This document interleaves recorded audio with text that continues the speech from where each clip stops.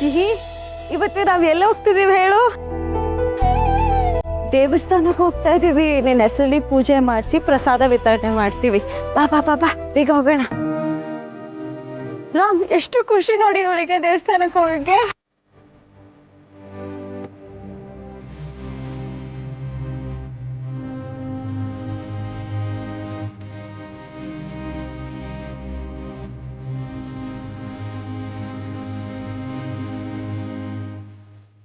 ಮಗ, ನಾನು ಪ್ರಿಯ ನಿನ್ನ ಜೊತೆ ಬರ್ತೀವಿ ಪುನಃ. ನೀನು ಒಬ್ಬನ ಕೈಲೇ ಸೀತನ ಮ್ಯಾನೇಜ್ ಮಾಡೋದು ಸ್ವಲ್ಪ ಕಷ್ಟ ಆಗುತ್ತೆ.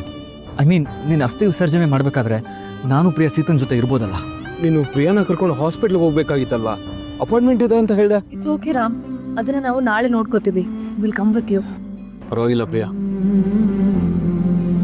ಸಿಹಿ ನಮ್ಮನ್ನ ಬಿಟ್ಟು ಹೋದಾಗಿಂದ ನಿನ್ನ ಆರೋಗ್ಯದ ಬಗ್ಗೆ ಗಮನನೇ ಕೊಡ್ತಾ ಇಲ್ಲ. ಸೀತಾ ಜೊತೆನೇ ಇದೆಯಾ? ನೀವಿಬ್ರು ಹಾಸ್ಪಿಟ್ಲ್ಗೆ ಹೋಗಿ ಬನ್ನಿ, ನಾನು ಸೀತಾ ನೋಡ್ಕೋತೀನಿ. ಹುಷಾರು ಮಗ. ರಾಮ್, ಬನ್ನಿ, ಲೇಟ್ ಆಗ್ತಿದೆ. ಬಂದೆ ಸೀತಾ.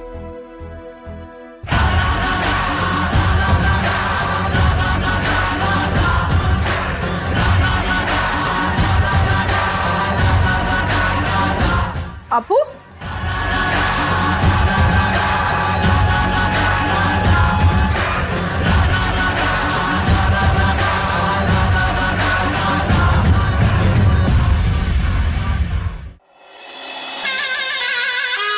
ಚಿಕ್ಕಿ ಪ್ಲೀಸ್, ಸೀತಾ ಗೊತ್ತಾದ್ರೆ ಕಷ್ಟ ಆಗುತ್ತೆ.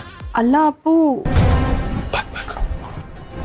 ಹೋಗ್ತಿರೋದು ಅಸ್ಥಿ ವಿಸರ್ಜನೆಗೆ, ಇದನ್ನೇ ಮರೆತು ಹೋಗ್ತಿದ್ಯಲ್ಲ. ಚಿಕ್ಕಿ ಪ್ಲೀಸ್. ರಾಮ್, ರಾಮ್ ಏನಾಯ್ತು? ಏನಿಲ್ಲ ಸೀತಾ, ಬಂದೆ.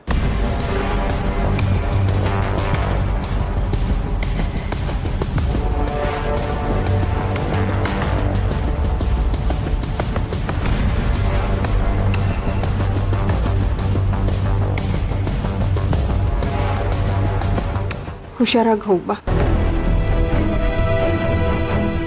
ಒಟ್ನಲ್ಲಿ ನಮ್ಮ ಸಿಹಿಗೆ ಸದ್ಗತಿ ಸಿಕ್ಕರೆ ಅಷ್ಟೇ ಸಾಕು.